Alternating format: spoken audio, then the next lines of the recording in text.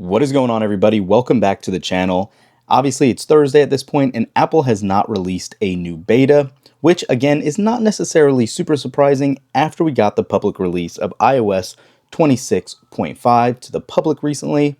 But we were hoping that we would have, at this point, received the first beta for iOS 26.6 Beta 1.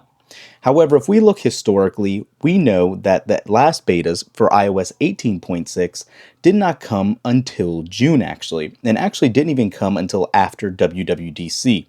There was a lot of hope and thought that we might get it, since this did come out a few weeks before the end of May, and we had basically a 4-week lead time before WWDC on June 8th.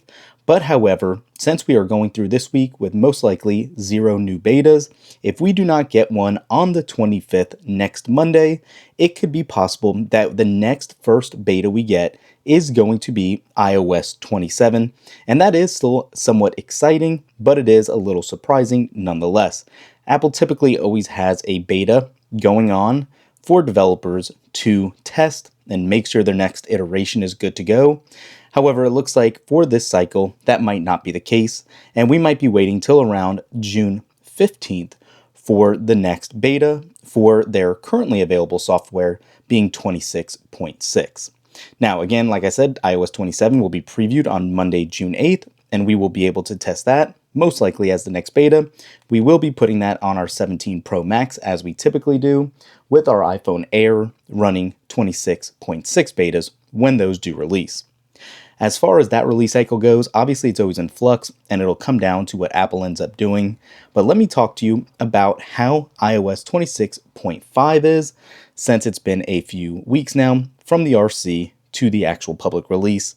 And if you are big on Geekbench scores, you can see right here from today's or last update, we had a single core score of 3667 and a multi-core of 9598.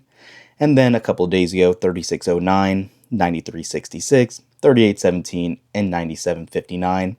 These don't tell the whole story, but the performance has been pretty good. Battery life here has been kind of hit and miss and not the best. It started out really strong, but I've had a lot of days, and I'm actually going to show you yesterday specifically, where I had crazy battery drain. I was texting no more than usual, definitely not using Amazon that much or Chrome, but you could see we are back to using an extreme amount of battery. And check this one out. I've been in my typical area that I'm always in, and I got a new one for poor cell coverage for other items using heavy battery. This is interesting. Always on display, something I talked about at the beginning of the beta cycle for iOS 26.5. It's all rearing its head again. It's almost like we're taking a step back now that the indexing is finished, now that the phone's settled down, and this phone has been getting very warm and draining battery pretty significantly quick. One other thing too is, as you can see, we've talked about this recently, we are still at 98% max capacity for our battery health, and we're up to 222 cycle counts now. So luckily, even with these issues from betas, we have not dropped any more of anything substantially more in battery life. So that is a good thing, but it is just so hit and miss. I have been able to jump around, jump through apps as we typically do, and it's been working pretty well, pretty fluidly. As you can see, I have not really had a ton of issues. It's running quick, but the battery life has been the biggest disappointment here. And then yet again, the keyboard. I truly don't understand what is going on and why Apple keeps having all these issues. Let me know in the comments down below if you are still experiencing keyboard issues as well, but it was fixed for a while from iOS 26.4, but it keeps coming back where that predictive text line disappears, the grammar correction is horrible, the typing experience is just beyond trash, and usually in notes and messages specifically is where it appears. The voice dictation has been great, but the actual typing experience has just been really poor, to be honest with you. It's very disappointing at this point how a basic core system function just isn't working like it should. And now with Gemini taking over for Siri and powering the new Siri, there are a lot of high hopes that this will be resolved finally at that point, but we'll have to wait and see.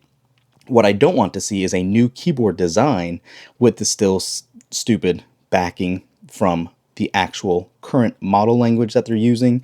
It's just not working. I'm sorry, it's been terrible for this long. We were highly, highly, highly encouraged by what Apple said, but we're still having terrible issues when swiping or when strictly texting letter by letter. Anyways, aside from that though, everything's working good. Like I said, we can scroll around. Everything has been very good as far as reading things, moving around. It does fly. So I'm curious. Again, I'm one person. Let me know in the comments down below how exactly your experience with iOS 26.5 is, whether you were a developer or just an end user once it went public. We will be doing a follow-up video next week on Monday if we actually do get a new beta, talking about that, or just getting really through how the next couple of days go with the latest build. That's it for this one, guys. Thanks for watching, and we will catch you in the next one. Peace.